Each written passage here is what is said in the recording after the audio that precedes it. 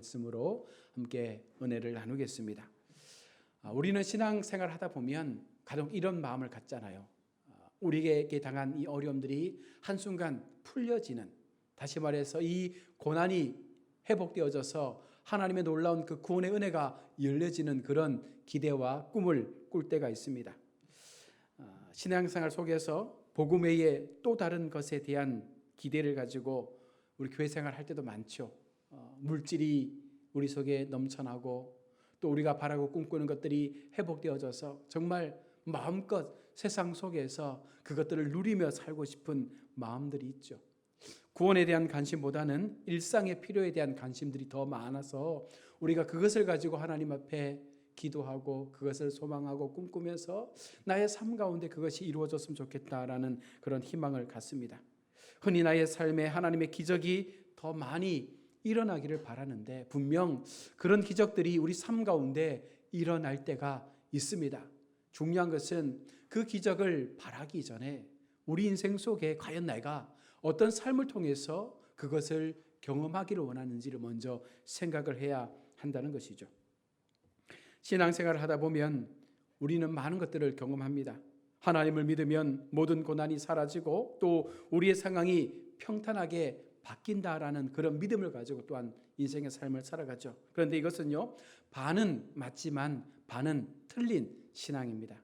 만약 이것이 맞다면 예수님을 믿고도 고난 속에 사는 사람들은 어떻게 우리가 설명할 수 있겠습니까? 그 사람들은 무엇 때문에 예수 믿으면서도 고통 속에 살고 있을까요? 하나님이 사람을 차별해서 그런 것입니까? 아니면 다른 그들만의 속사정이 있는 것입니까? 분명한 건 이 문제의 원인이 하나님에게 있는 것이 아니라 바로 나에게 있다라는 사실입니다. 하나님을 믿으면서도 나를 불러주신 하나님의 뜻을 깨닫지 못한다면 단순히 복만을 바라고 다른 세상의 우상들처럼 그렇게 우리가 하나님을 믿는다면 이것은 우리 인생의 기복신앙이 되는 것입니다. 단순하게 하나님 내게도 복을 주옵소서, 하나님 내게도 이런 것들이 있기를 원합니다, 하나님 나도 남들처럼 그렇게 행복하게 살기 원합니다, 그냥 세상 것들만을 추구하는 그런 믿음의 삶을 산다는 것은요, 어떻게 보면 하나님과 나는 전혀 상관없는 믿음의 모습이 되는 것이죠. 인생을 살아가다 보면 갑작스러운 어려움과 위기를 또한 억울한 일들을 만날 때가 있습니다. 이러한 어려움은 우리가 성도라고 해도 비켜가지 않는다는 것이죠. 그런데도 우리는 그런 상황에서도 신앙을 떠나지 않고 끝까지 믿음의 사람답게 하나님을 붙잡고 하나님을 신뢰하며 그렇게 우리의 삶 가운데 역사하시는 그 주님의 은혜를 바라보며 살아가게 될 때에 그때 우리는 하나님의 은혜를 경험하게 되는 것이죠. 모든 사람들에게 다 하나님의 은혜가 임하는 것이 아니라, 모든 사람들에게 다 하나님의 기적이 나타나는 것이 아니라, 우리의 삶을 통하여, 우리의 행위를 통하여, 우리의 믿음의 모습을 통하여 우리가 어떻게 그 삶을 사느냐에 따라서 그 기적은 저마다의 삶에 다르게 증거되게 되는 것이죠. 오늘 본문에 보시면 17절에 사도들이 왜 옥에 갇히게 되었는지를 말씀합니다. 대제사장과 사도계인 당파가 다 마음에 시기가 가득하여 라고 말했어요. 지금 대제사장과 사도계인들이요, 사도들의 이 복음 사역 앞에 그들 마음에 시기가 가득했다는 것입니다. 이 시기가 어떤 시기일까요?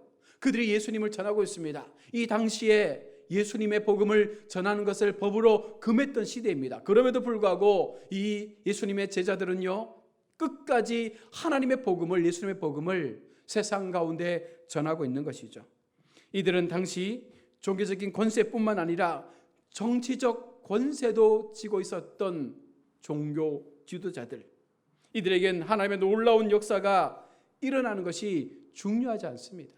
많은 사람들이 하나님을 믿고 그 하나님의 은혜 속에 들어가는 것이 결코 중요한 것이 아닙니다. 단순히 그들이 어떤 하나의 계층 속에서 대제사장을 신뢰하고 그들을 믿으며 많은 헌금을 내며 자신의 죄를 속해 줄 것을 바라는 그 마음을 가지고 성전에 올라와 그렇게 세상들을 바라보는 그 마음을 갖는 것을 원했지 하나님 앞에 그 믿음이 신실하게 세워지는 것을 바라지 않았다는 것입니다. 또한 이런 놀라운 하나님의 역사가 자신들을 통해 일어나지 않고 바로 제자들을 통하여 다른 사람들을 통하여 일어나고 있다는 것이 그들의 마음에는요 싫었던 것이죠. 그래서 시기가 일어나는 것입니다. 많은 사람들이 대제사장을 신뢰하기보다는 하나님의 기적적인 말씀을 통해서 하나님의 그 은혜로운 말씀을 통해서 그들이 하나님께로 마음을 돌리는 순간 그 마음 가운데 시기가 일어나는 것이죠. 단순하게 무엇이 나에게 이득이 되느냐라는 그 가치의 문제를 가지고 그들은요 신앙을 이용하고 있었던 것입니다. 우리의 관심사는 무엇입니까? 대제사장과 사도개인들처럼 사람들이 예수님에게 관심을 돌리는 것을 원하고 있지 않는다라면 우리는 무언가 지금 문제 있는 삶을 사는 것입니다. 여러분 한번 생각해 보십시오. 이 당시에 하나님을 믿는 대제사장, 사도개인들 그리고 그 이스라엘 공동체가 하나님을 믿는 사람들 아닙니까? 그렇다면 오늘날 우리가 교회 속에서 하나님을 믿으면서도 어쩌면 목사가, 어쩌면 장로가, 어쩌면 교회의 중직들이 많은 사람들이 하나님을 믿기보다는 목사를 믿기를 바라는 거예요. 장로를 믿기를 바라는 거예요. 그냥 단순하게 교회 속에서 내가 가지고 있는 그 직분 앞에 많은 사람들이 그냥 순종해주고 그 직분 앞에 야 대단하다라고 인정해주는 그런 마음을 갖기를 원하는 거죠. 그래서 순수하게 하나님을 믿고 순수하게 예배로 들어와서 그들 마음속에 하나님이 어떤 분인지를 더 깊이 알아가는 것에 대해서 어쩌면 우리들도 시기하면서 저러면 안 되는데, 나만 바라봐야 되는데, 나만 의지해야 되는데, 나에게 모든 것을 다 맡기고 나의 삶을 본받아야 되는데, 그런 모습으로 우리의 마음 가운데 시기가 있지 않습니까? 세상에 수많은 이단들이 그렇게 해서 사람들의 마음을 현혹시키고 그 교주가 하나님인 양 그렇게 그들의 마음을 빼앗아서 그 영혼들을 망치고 있지 않습니까? 어쩌면 기성교인 우리들도 그런 마음을 가지고 교회를 대하고 성도들을 대한다면 우리는 지금 이 대제사장들과 사도개인들처럼 마음의 시기가 가득하게 일어나는 거죠. 우리의 관심사가 하나님이 되지 못할 때, 우리의 관심사가 오직 말씀, 오직 은혜, 오직 하나님의 역사가 우리 관심사에서 벗어나게 되는 순간 우리는요 사람들이 나를 바라보지 않는다라는 그 두려움으로 예수 믿는 사람들을 더 배척하고 앞에서 바르게 말씀을 전하는 사람들을 싫어하게 된다는 것입니다.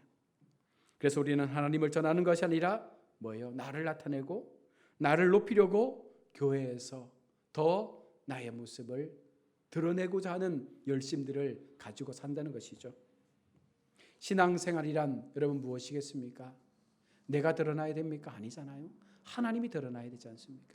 신앙생활이란 내가 높아지는 것이 아니라 하나님이 높아져서 그 상황 속에서 더 많은 사람들이 그런 하나님을 깊이 마음으로 받아들일 수 있는 그와 같은 공동체가 하나님의 교회요. 바로 그와 같은 리더십이 많아질 때 교회는 힘을 얻게 되는 것이죠. 그러나 그 반대의 사람들은요 반드시 어느 순간 시간이 흘러가면 하나님을 배신하게 됩니다. 하나님을 믿는다고 말은 하지만 그들은요 하나님을 믿지 않죠. 무엇을 믿습니까? 하나님은 도구고 그 하나님을 통해서 내게 필요한 것들을 채우는 수단으로 교회를 이용하고 하나님을 이용하는 아주 못된 신앙의 모습을 갖게 되는 것입니다. 자, 그런 그들의 모함에 옥에 갇힌 사도들이 어떻게 되었습니까? 19절 말씀에 주의 사자가 밤에 옥문을 열어 끌어내요라고 말씀합니다. 그런데 헬라 원문에 보면 이 주의 사자가 앞에 그러나라는 이 접속사가 붙어 있습니다. 그러나 주의 사자가 밤에 옥문을 열어 끌어내리라. 여기서 말하는 그러나가 무엇입니까? 아무리 대제사장과 사도개인들이 그 제자들의 사역을 막고 그들을 옥에 가두어 넣어도 하나님께서 그러나 그 모든 것들을 다 무효화시킨다는 거예요. 옥에 가두었던 그 제자들을 끌어내어서 어떻게 해요? 하나님의 사명을 감당할 수 있도록 다시금 바깥으로 보내어서 그들의 입술을 통하여 주의 복음이 선포될 수 있는 믿음의 사역들로 그들을 세워 놓았다는 것입니다. 이 말씀은 세상의 힘이 아무리 그들을 가두어도 하나님은 그들을 자유롭게 하신다는 거죠. 그래서 참 믿음의 사람은 그런 상황 가운데 두려워할 필요가 없다는 거죠. 하나님 앞에 우리가 마음을 가지고 믿음을 가지고 신앙을 가지고 말씀을 붙잡고 살아갈 때에 때로는 순간순간 우리 앞에 놓여 있는 많은 어려움들이 있습니다. 그러나 그 어려움조차도 우리가 사명을 가지고 살면 하나님은요, 그 사명을 이루기 위해서 그 상황에서 우리를 옮겨주시는 기적을 베풀어 주시는 것입니다. 세상을 사는 성도에게 바른 믿음의 삶이 있으면 하나님은 반드시 그들을 세상 속에서 끌어내시는 은혜를 베풀어 주실 것입니다.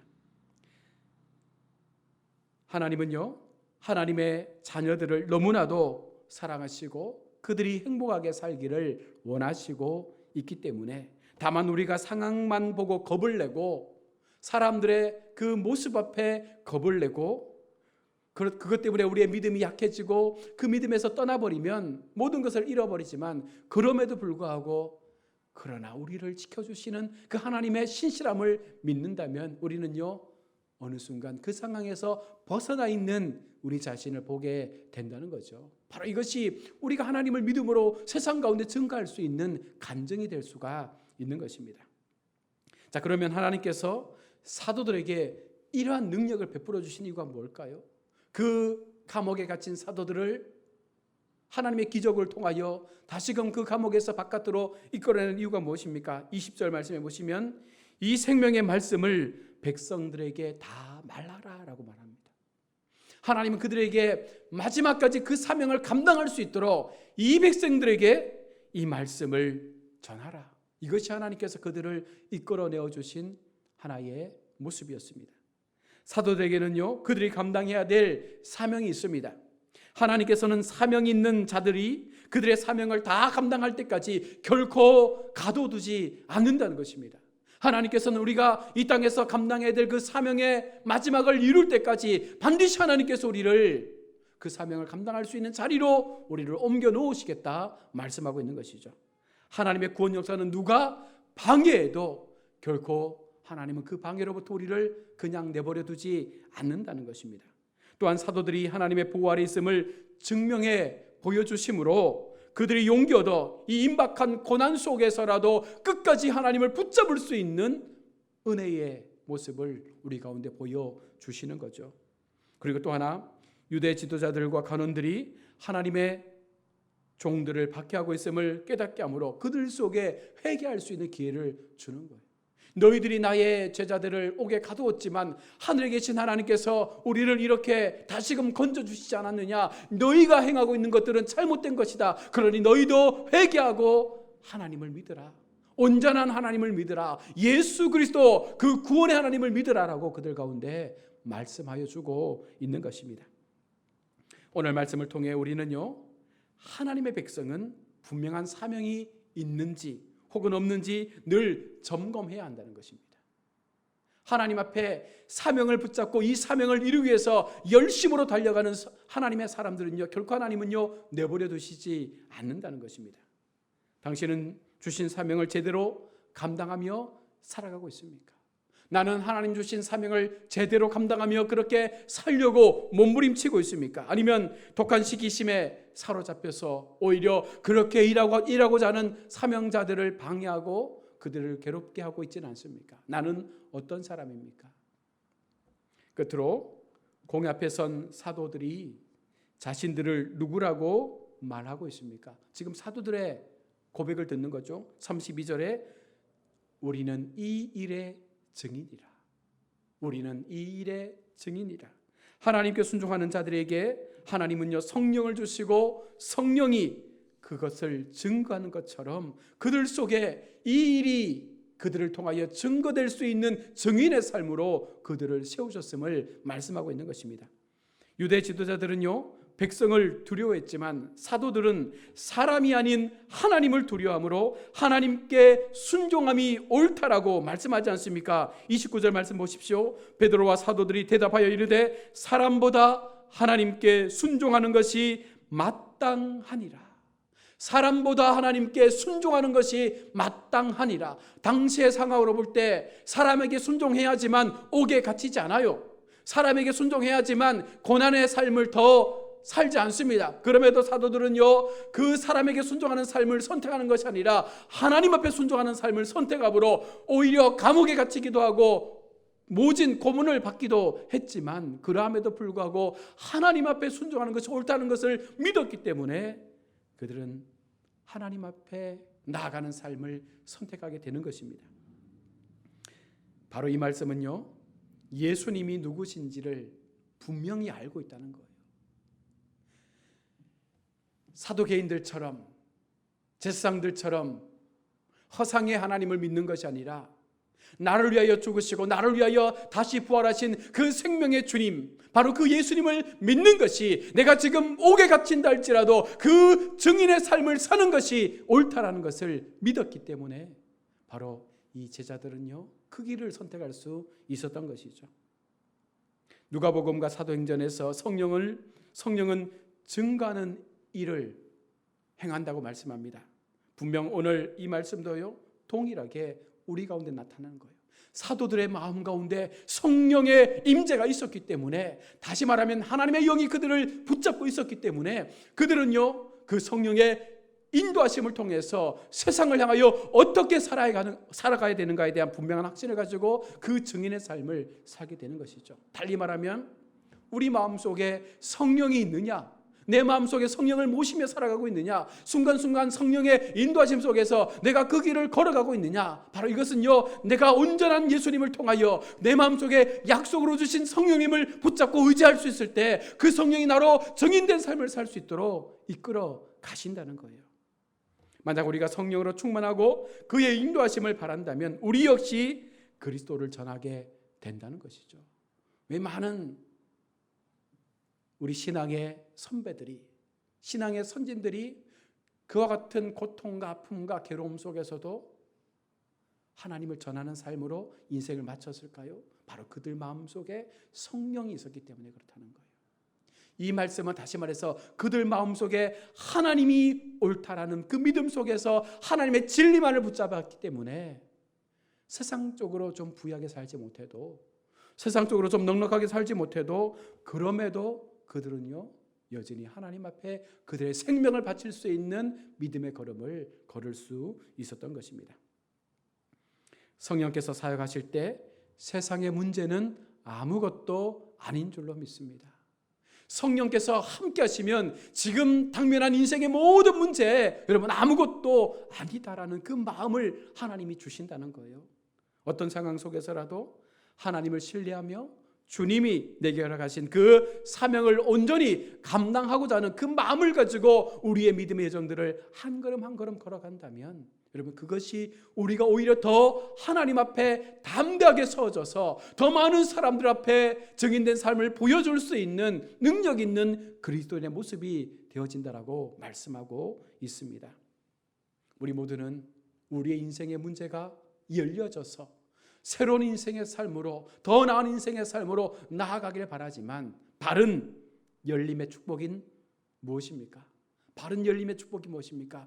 내가 믿는 하나님이 어떤 분인지를 분명히 고백하고 내 마음속에 우리 주님 약속하신 성령님을 모셔드리고 그 성령께서 주시는 담대함으로 내게 주신 사명을 어떻게 감당할 것인가 고민하며 그 걸음 앞에 세워진 내가 온전히 하나님의 나라와 영광을 위하여 그 입술을 벌릴 때에 바로 이것이 온전한 하나님의 열림의 축복이 우리 인생 가운데 나타나게 되는 줄로 믿습니다.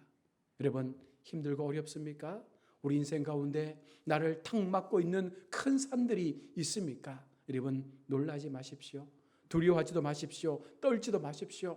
내 마음이 오직 하나님 앞에 집중되어지고 내 마음이 오직 하나님이 옳다라는 그 순종의 마음을 통하여 사람을 믿지 않고 하나님을 믿을 때에 그 믿음을 고백하는 우리를 향하여 하나님은 반드시 열려지는 은혜를 허락해 주실 줄로 믿습니다.